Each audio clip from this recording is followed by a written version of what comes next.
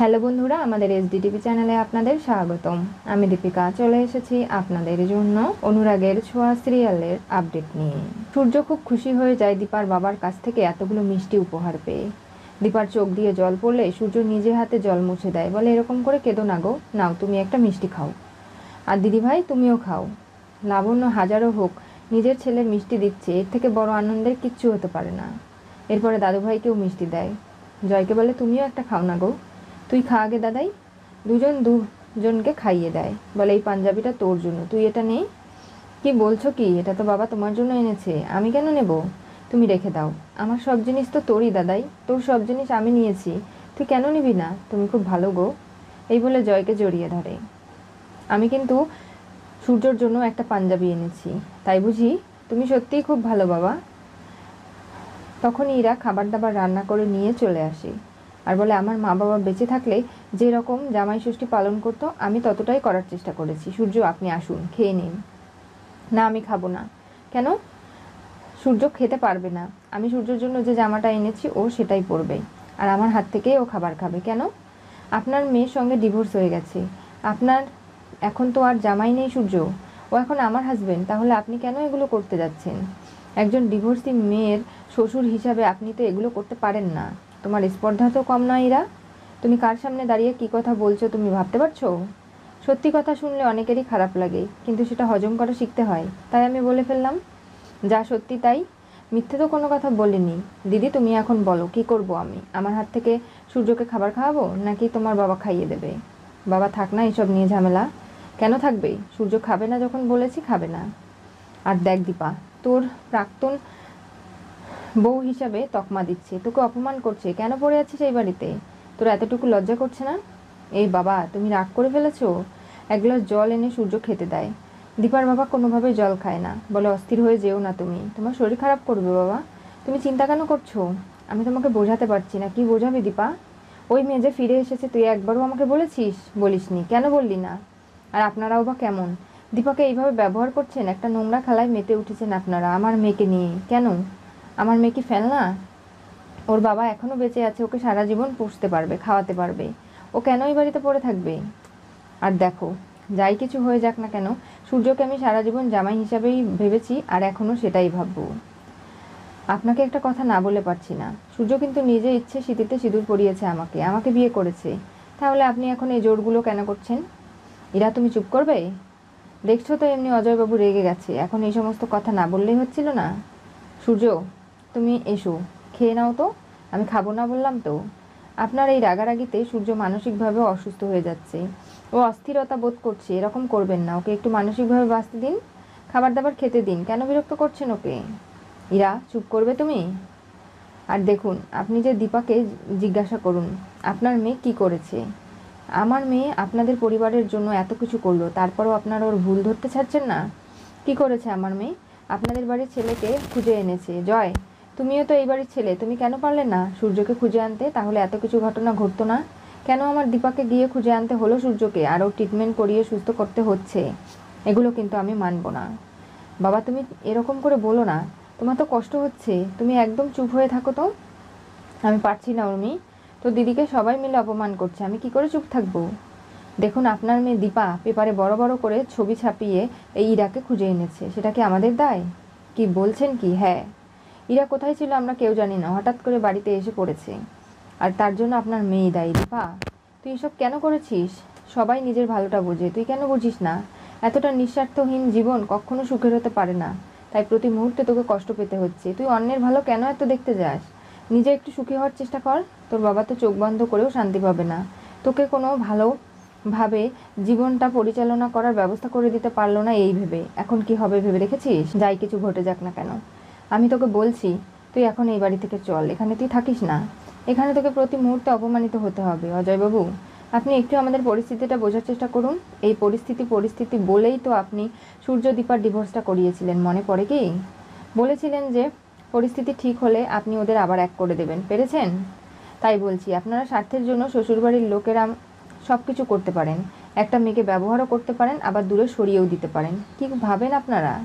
আমার মেয়েকে কি ছোটো থেকে বড় করতে আমার কষ্ট হয়নি? আমার মেয়েকে কি আমি কম ভালোবাসি? তাহলে আপনারা কেন এভাবে ওকে ব্যবহার করছেন বলুন তো? অজয়বাবু এরকম করে বলবেন না, আপনিও এখন বলবেন না প্রবীর, কারণ আপনি নাকি দীপার বাবা, উনি নাকি দীপার মা, অথচ দীপার কষ্টটা আপনারা বুঝতে পারছেন না। পারছি তো। দীপা, আমার আর তোকে কিচ্ছু বলার নেই। কি শুরু করেছিস তুই নিজের জীবন নিয়ে ছিনিমিনি খেলা? একই বাড়িতে দুজন তোরা রয়েছিস, এগুলো কি ঠিক করছিস? এই বলে দীপার বাবা অস্থির হয়ে পড়ে, তার বুকে হাত দিয়ে সে বলে আমি আর বাঁচবো না। তারপরেই সে পড়ে যায় লাগে। তখনই সবাই মিলে ধরে সোফায় বসায়। সবাই বুঝতে পারছে তার পরিস্থিতি ভালো নয়। হাসপাতালে ফোন করা হয়, সেখান থেকে অ্যাম্বুলেন্স চলে আসে, তাকে একটা বেডে করে শুইয়ে সবাই মিলে ধরাধরি করে হাসপাতালে নিয়ে যাওয়া হয়। সূর্য বলে বাবার মাইল অ্যাটাক হয়েছে, আপনি জানেন এটা কি? না, মনে করতে পারছি না আসলে এটা কি। আমি যাচ্ছি হাসপাতালে। দীপা, তুমি এরকম করে আমাকে ছেড়ে কিন্তু যেও না, আমি থাকতে পারবো না। আপনি কেন চিন্তা করছেন? আমি তো আছি, আপনার বিবাহিত স্ত্রী। দিদি তুমি চিন্তা করো না, আমি ওনাকে ঠিক দেখে রাখতে পারবো। সোনারূপা, তোমরা তোমার বাবার কাছে থেকো, ওকে কিন্তু দেখে রেখো। তোমরা তো বুঝতে পারছো তোমাদের থেকেও তোমার বাবা অনেক ছোট হয়ে গেছে, তোমাদের দায়িত্ব দিয়ে আমি যাচ্ছি। আর মা, আপনি সোনারূপাকে দেখে রাখবেন, রাখবেন তো? তুমি চিন্তা করো না দীপা, আমি বাড়িতে আছি, তুমি চলে যাও, সবাই চলে গেছে। দীপা, তুমি ফিরে আসবে তো? আমাকে ছেড়ে বেশিক্ষণ থেকো না, আমি কিন্তু তোমার অপেক্ষায় থাকলাম। ঠিক আছে। সূর্যকে নিয়ে সোনারূপা ঘরে চলে যায়। সেখানে ইরা যেতে চাইলে লাবণ্য আটকে দেয়, বলে না, আমার ছেলে তোমাকে দেখে ভয় পাচ্ছে, তুমি যেও না, ওকে ঠিক সোনারূপা সামলে নিতে পারবে, আর না পারলে আমি আছি তো। দীপার বাবাকে ওটিতে নিয়ে যাওয়া হয়েছে। তখনই দীপা ধান্দা দেখতে শুরু করে যে ডাক্তার সূর্য সেনগুপ্ত দীপার সামনে এসে দাঁড়িয়েছে। বলছে, দীপা, আমি কি না এসে থাকতে পারতাম? আমাদের বাবাকে আমাদের বাঁচাতে হবে।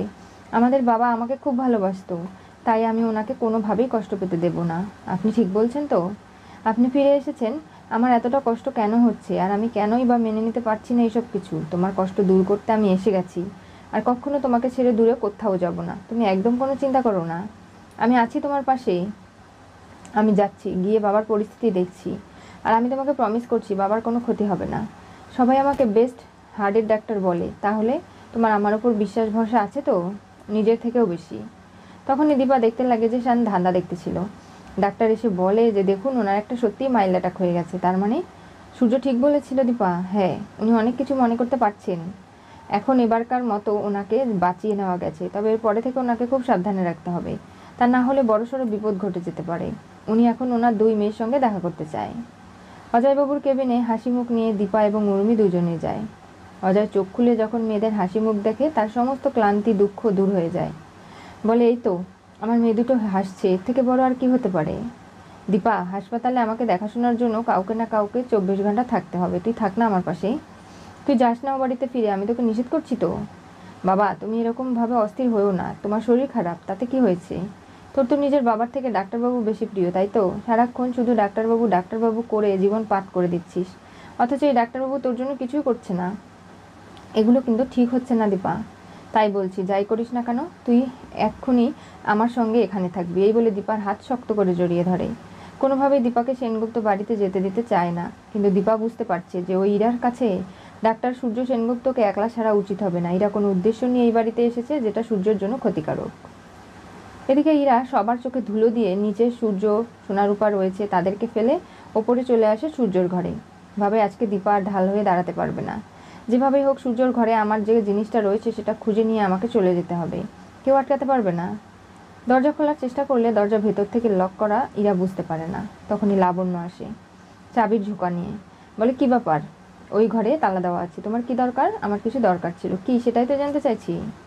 দেখো ইরা, তুমি আমার ছেলেকে দেখবে বলে, ওকে সুস্থ করবে, কত অধিকার, বিনয়ী নম্রতার কথা তুমি বললে, অথচ তুমি আজকে কেন এখানে দাঁড়িয়ে আছো?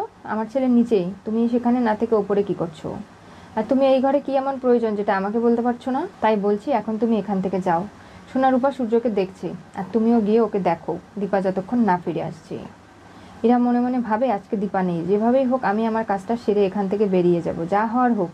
যে কেউ আমাকে ভুল বুঝুক, যা খুশি তাই করুক, আপনি আমাকে বিশ্বাস করেন না এতটুকু না, তাই বলছি এখান থেকে যাও। আর ভাবতে লাগে যে প্রবীর আমাকে ঠিক বলেছিল, এই মেয়েটা মোটেও সুবিধের নয়। দরজা লক করে রেখেছি, ভালো করেছি। দীপার অধিকার আমি কাউকে দেব না, কেউ ওই ঘরে যেতে পারবে না দীপা না থাকাকালীন।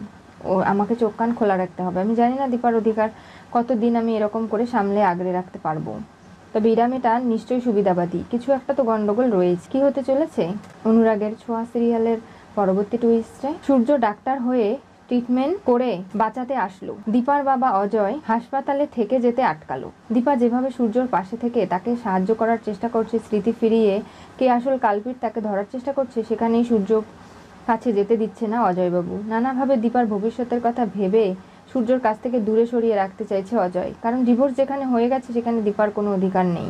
সূর্যর বর্তমান স্ত্রী এসে গেছে, কিন্তু লাবণ্য জানিয়েছে যতদিন পর্যন্ত সুস্থ না হয়ে সূর্য নিজে মুখে বলছে যে আসলেই ইরা তার বিবাহিত স্ত্রী ইরার সঙ্গে সম্পর্ক রয়েছে, ততক্ষণ কোনো কিছুই ধোপে টিকবে না ইরার।